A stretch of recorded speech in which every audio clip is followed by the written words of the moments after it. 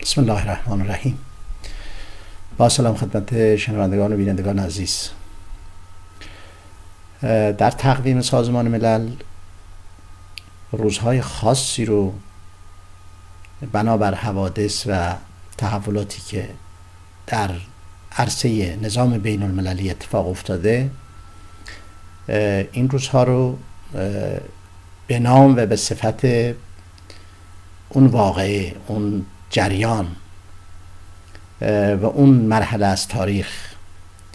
یک سری روزهایی ما داریم در سازمان ملل که به صورت بین المللی نامگذاری شده و تقریبا یک میثاق بین المللی است و حداقل در عرصه دولت ها همیشه از این روزها به عنوان روزهای خاصی یاد برده میشه و مسائلی در رابطه با این روزها و در رابطه با این نامگذاری ها در جامعه جهانی مطرحه. از جمله این روزها روز جوانان هست، 21 اوت یا آگوستی. به همین خاطر من میخواستم صحبتی رو با نسل دوم، با جوانان کشور خودمون داشته باشم به بهانه این روز جوان و روز جوانان. یک سری روزهایی هست که به اصطلاح بر اساس اتفاقاتی که در این روزها افتاده در تقویم بین المللی، در تقویم جهانی، دارای یک شهرت و یک رسمیت شدند به خاطر این اتفاقها، به خاطر اون تحولات. از جمله روزهای که انقلاب‌های سیاسی در بعضی از کشورها موفق شدند، انقلاب کبیر فرانسه، انقلاب روسیه و از جمله در تاریخ سیاسی خودمون مثلا انقلاب 57 یا کودتای 28 مرداد یا روز ملی شدن نفت. این چیزهایی که در تاریخ سیاسی خودمون هست و در سایر ملت ها هم همچنین وجود داره. اما اینکه در تقویم سازمان ملل یک روزی رو اختصاص میدن به روز جوان و روز جوانان، ببینیم سرنوشت جوانان ما، جوانان ایرانی، در دیکتاتوری ولایت مطلقه آخوندیسم به چه صورت هست. یک نگاه مختصر و کوتاهی داریم به این سرنوشت از مقطعی که انقلاب 57 در آغاز راه خودش بعد از سرنگونی دیکتاتوری استبدادی و استعماری پهلوی و با اون امید و آرزوهایی که جوانان موفق در این انقلاب حداقل در مرحله اول، در گام اول داشتند برای استقرار آزادی در ایران زمین. سرنوشت جوانان رو ما وقتی بخواهیم در تقویم سیاسی ایران بررسی کنیم، با این تحول سال 57 و نقشی که جوانان به عنوان محور و عامل اصلی در این انقلاب داشتند رو هیچ وقت نمیتوانیم به اصطلاح از کنار اون رد بشیم، یا اینکه این روز رو، این حرکت رو، اون آرمان‌ها و اون آرزوها و اون اهداف رو که نسل جوان انقلاب نمایندگی میکرد اون رو واگذاریم و یا اینکه خدایی نکرده سانسور کنیم و تعدیل بدیم به این خیمه شب بازی هایی که در بخشی از کشورها در جامعه جهانی سنبلکاری کردند و به صورت رسوم منسوخ شده، مخصوصا در کشور خودمون، در سیطره حکومت‌های دیکتاتوری ولایت مطلقه آخوندیسم فعلا و دیکتاتوری سابق همچنین. زمانی که دیکتاتور حاکمه در یک جامعه، بدون شک همه این روزها که اصالت دارن و حکایت دارن از یک واقعیت‌های سرنوشت ساز در کشور،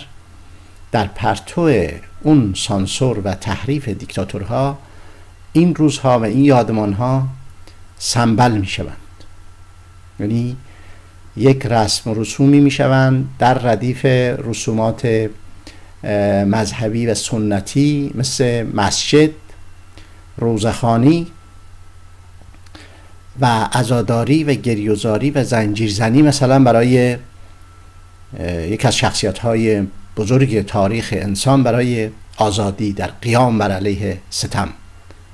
امام حسین و یارانش. می‌بینیم که در تقویم و نگاه مذهبی آخوندیسم این سرنوشت بزرگترین تحول و انقلاب و حرکت آزادی خواهانه، عدالت طلبانه بر علیه حاکمیت ستمگر زمان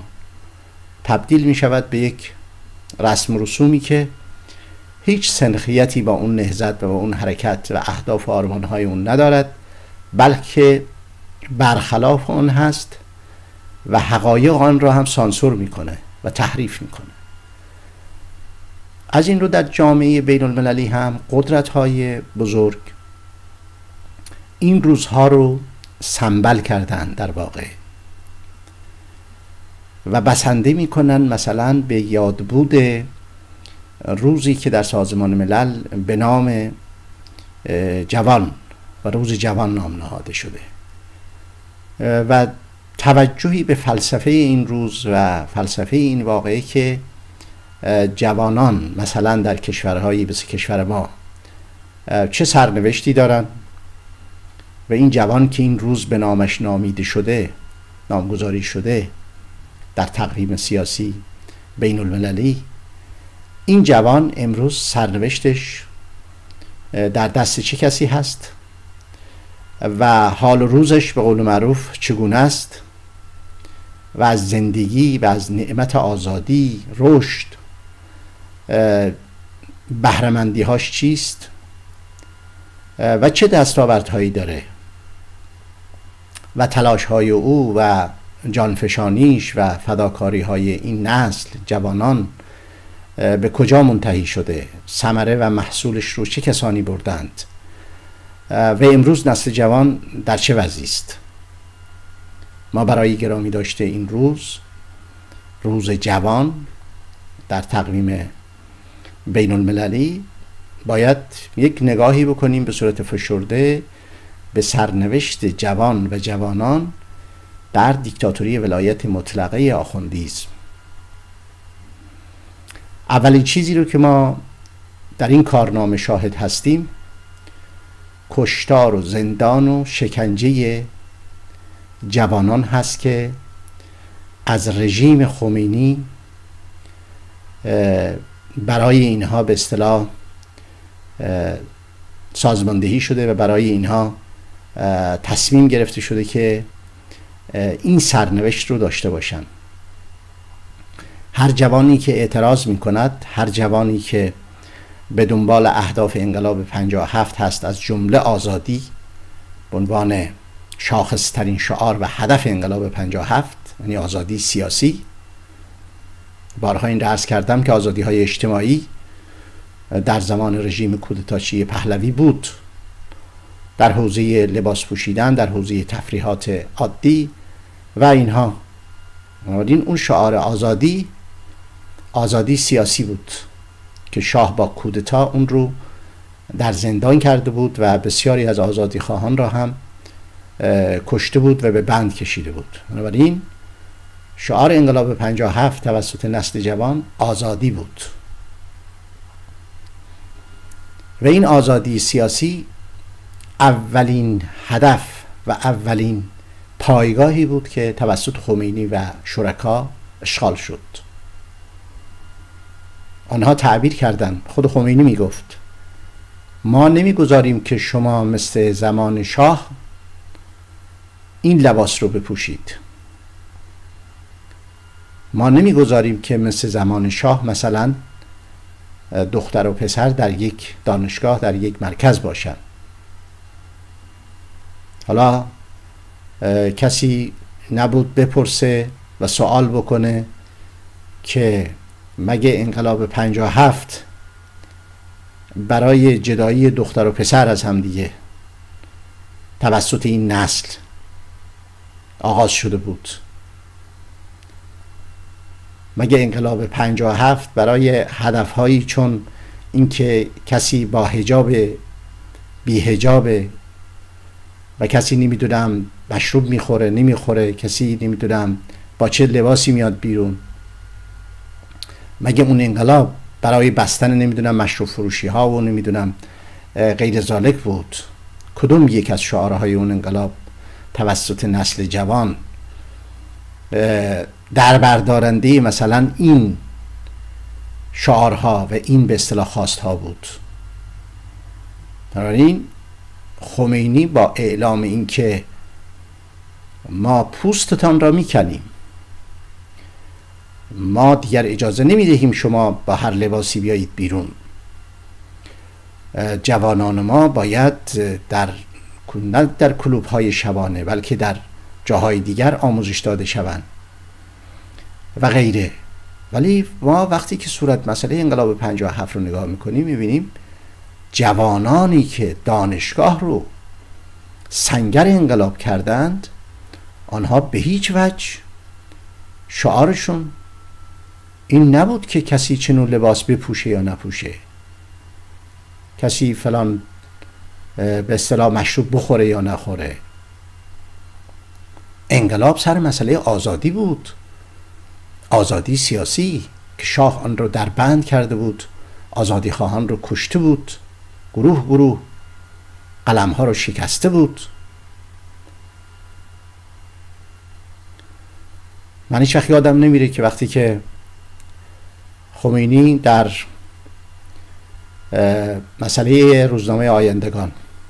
و در اولین حرکتی که بر علیه اهداف و آرمان‌های انقلاب 57 از خمینی صادر شد، اولین اقدام گفت که ما این قلم‌ها رو میشکنیم. بعد سرمقاله روزنامه جنبش دکتر علیاصغر حاج سید جوادی نوشته بود که آقای خمینی کدوم قلم‌ها رو باید شکست، و در اونجا خلاصه این قلم شکستن خمینی رو به عنوان بزرگترین سانسور و بزرگترین عامل دیکتاتوری خیلی زیبا و مستدل توضیح داده بود.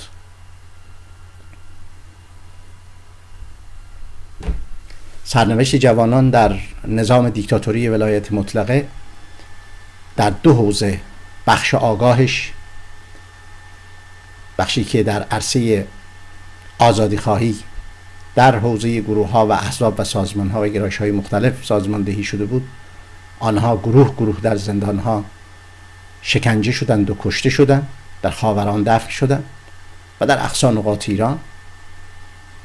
و بخش ناآگاه اون جوانان را هم خمینی طعمه جنگ کرد، میدانهای میند. این سرنوشت جوانان بود و هست در نظام خمینی، در دیکتاتوری ولایت مطلقه آخوندیسم. پس بنابراین سرنوشت جوان رو باید در اون ظرفیت جغرافیایی خودش نگاه کنیم و تحلیل کنیم. نمیتوانیم امروز بگیم که بله سرنوشت جامعه جوان جهان در مجموع رو به بهبوده، رو به افوله. سرنوشت جوانان ما، یعنی کشور ما، مملکت ما، در دو نظام دیکتاتوری بغایت دردناک بوده و هست. چرا؟ برای اینکه جوانان مستعد آزادی خواهی بودن، جوانان با بینش فکری که داشتن، با معلمانی که این بینش رو در بین آنها ترویج میکرد، با مجاهدین و مبارزین و پیشکسوت‌هایی که در مقابل دیکتاتورها می ایستادن، اون جوانان راهی رو پیش گرفتن که اون راه به سرنگونی دیکتاتور و پیروزی یک انقلاب در مرحله اول خودش انجامید و خلاصه این جوانان در پی آن بودند که ایران، کشور ایران مهد آزادی شود، مهد آزادی و رشد برای همه قشرهای جامعه، از جمله قشر جوان. اما آفت خمینی از راه رسید، دیکتاتوری ولایت مطلقه آخوندیسم، طوفان سهمگین، داغ و درفش، لاجوردی و خلخالی و امثالهم با شلاق، با تیرباران به جان اون جوانان افتادن، کشتند هزار و شکنجه کردند. و امروز هم هنوز نسل دوم هم در همین میدان اسیر این رژیم فاسد و خونخوار هست. و واقعا که با چه رویی و با چه وقاحتی آنها در تریبون‌های مجازی خودشون اعلام میکنن که نسل جوان در رژیم خمینی فعال شده، یا این نسل در این رژیم چه نقشی رو بازی میکند.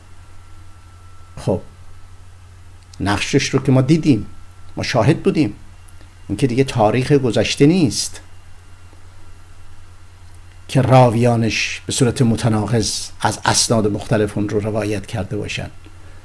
تاریخی هست که پیش روی ماست. نسل جوان انقلاب رو همانطور که عرض کردم خمینی در 2 عرصه طعمه خودش کرد و نسل دوم رو هم که بر خاکستر این نسل سوخته واقعا به دنیا اومدن و رشد کردن در نظام دیکتاتوری ولایت مطلقه، شاهد بودیم که در همون جنبش سبز تقریبا خودی با همون نسل جوان دوم خمینی و قدار بندهاش و رژیمش و رژیم ولایت فقیه چه کرد. در خیابان و زندان خون آنها رو ریخت، همانطور که خون نسل انقلاب رو ریخت هزار. بنابراین ما مواجه هستیم با یک رژیم جوانکش، ضد جوان، ضد آرمانها و اهداف جوانی از جمله آزادی به عنوان آرمان مشترک و محور در همه حرکت‌ها و خیزش‌ها و انقلاب‌هایی که جوانان محور آن بودند. پس چه باید گفت از سرنوشت جوان و جوانان ایرانی در دیکتاتوری ولایت مطلقه آخوندیسم، جز این که اونها باید گروه در خاوران و در زندان اوین و در اکثر نقاط ایران در قبرستان‌های گمنام دفن شوند بعد از شکنجه های قرون وسطایی، بدنهای تکه تکه شده اونها در گورستان‌های گمنام که هنوز پدر مادراشون اجازه این که بر سر قبر اونها جمع شوند و یادی از آنها بکنند اون اجازه رو هم بهشون نمیدند. هنوز پدر مادرها دقمرگ شدن اکثرشون. این سرنوشت جوانان هست، جوانان نسل انقلاب و جوانان نسل دوم در نظام مافیایی ولایت مطلقه آخوندیسم. پس بنابراین در اینجا باید حواسمون باشه به اون کسانی که از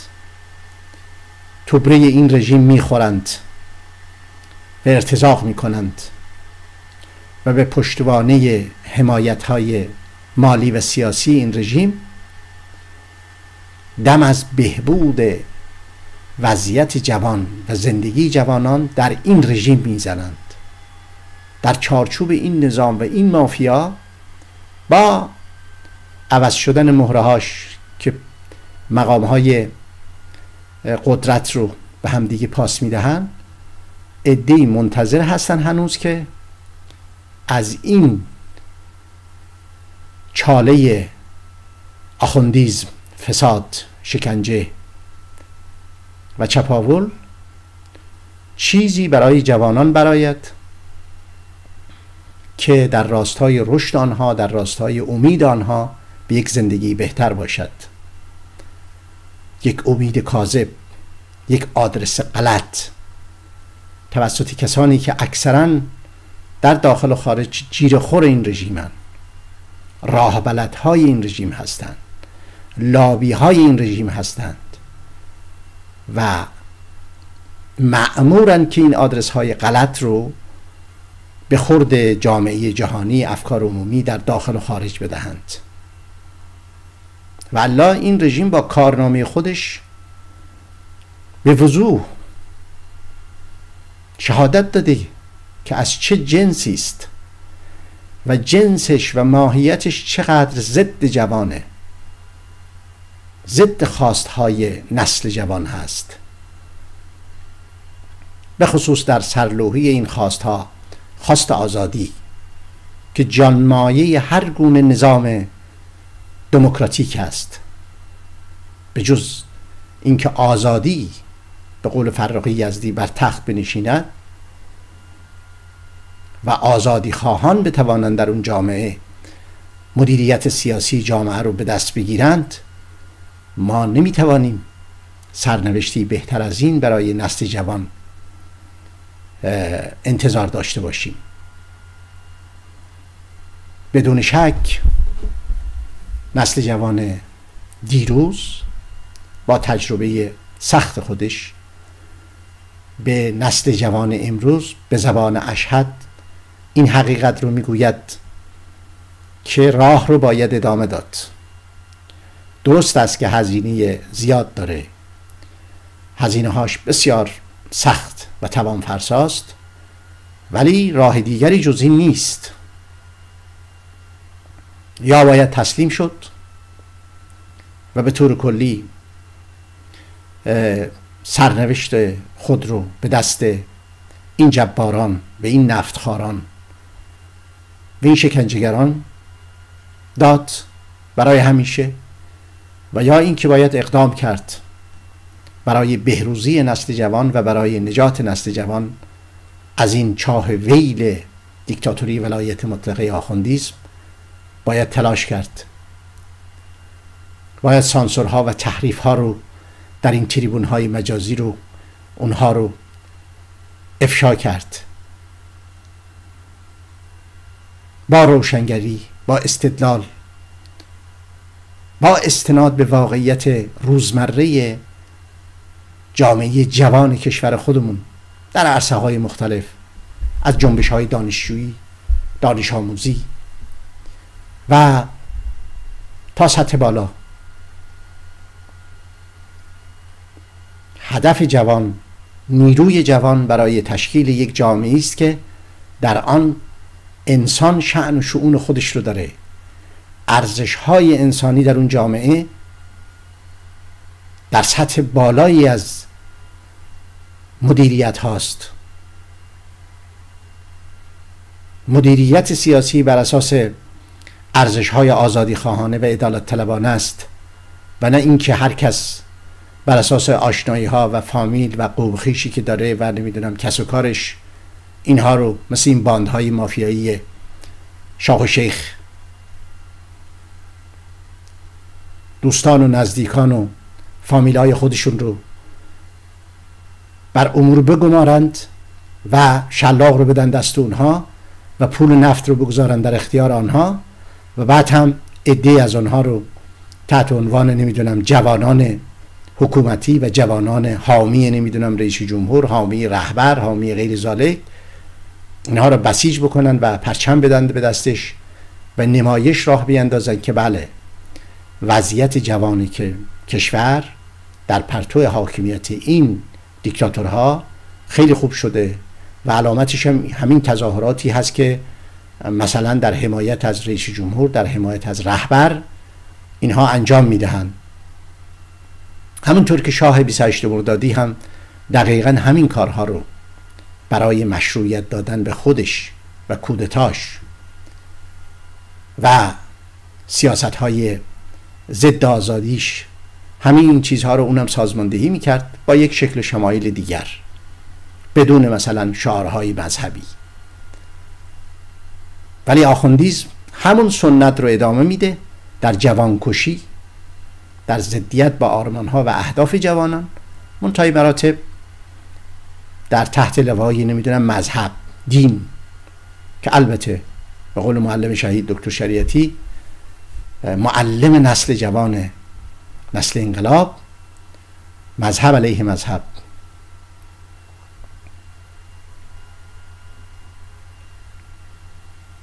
اون جوانانی که در حسینی ارشاد از درس‌های اسلام شناسی معلم شهید آموزش می‌دیدن، اونها بودن که دانشگاه رو سنگر انقلاب کردند. آنها بودند که شعار حکومت عدل علی رو دادن، آزادی رو در مقابل استبداد به درجه‌ای از حمایت مردمی رساندن که استبداد حاکم مجبور شده اعلام بکنه که من صدای شما و صدای انقلابتان را شنیدم و پا به فرار بگذارد. امروز این نسل دوم هم باید از همین مسیر برای تغییر سرنوشت خودش اقدام کنه. البته من این رو بارها عرض کردم، در حوزه تعادل قوا بدون شک نسل جوان ایران امروز تنهاست. در حوزه تعادل قوا با این رژیم، این نسل برای دستیابی به اهداف خودش باید از حمایت بین المللی برخوردار بشه و حق طبیعی این نسل هست. حق طبیعی هر مظلومی است که در مقابل ظالم تنها مانده، از حمایت جامعه بین المللی، از حمایت همه آزادی خواهان، همه اونهایی که به منشور حقوق بشر باور دارند، از حمایت همه اونها، چه به عنوان دولت، چه به عنوان انجمن، احزاب و غیره، باید برخوردار باشه. نهادهای بین المللی امروز از حق جوانان ایران در مقابل این هیولای سراپا مسلح و سرکوبگر باید از حق جوانان ایرانی دفاع بکنن. این اقتضای اون منشور اعلامیه جهانی حقوق بشره. چرا جوانان ایران در مقابل یک هیولای فاشیسم باید تنها باشن؟ تنها و خلع سلاح شده و با جان خودشون در هر میدانی وارد شوند و بعد هم جان تکه تکه خودشون رو از زندانها، از کهریزک و اوین و غیره در بیارن و اونها رو در جاهای مختلف ایران در قبرستانهای گمنام دفن کنن با بدنهای متلاشی شده از گلوله و از شکنجه. از این رو من امیدوارم که در این عصر و در این فصل نهضت جوانان نسل دوم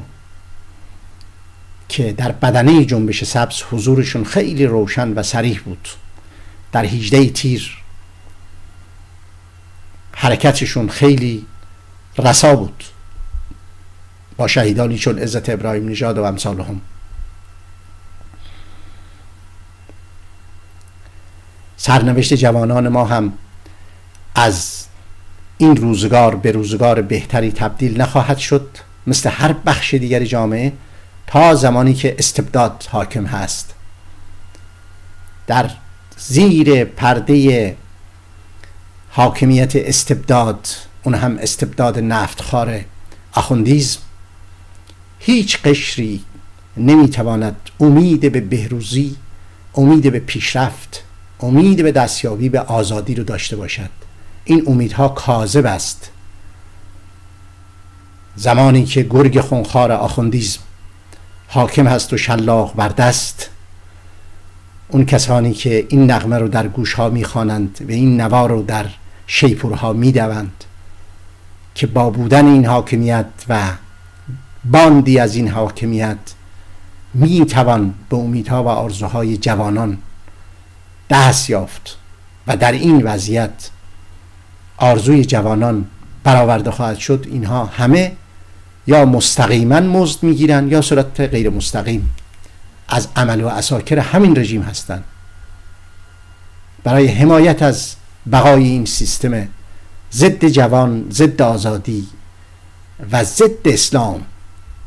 به نظر من مسلمان و اکثریت مسلمانان که حداقل آشنایی رو با گفتمان قرآن در سنت پیامبر و خاندانش دارند، این جریان آخوندیسم تضادش با اسلام بیش از هر چیزی دیگر هست. اون اسلام قرآنی، اون اسلامی که علی و خاندانش معلمان و بلندگویان و مفسران اون بودند. بنابراین و قرآن کتابشه، با یک مراجعه حداقل به تعدادی از آیات قرآن شما می توانید به روشنی به وضوح دریابید که این رژیم هیچ سنخیتی با اسلام نداره، در تمامی حوزه ها در تضاد با اسلام هست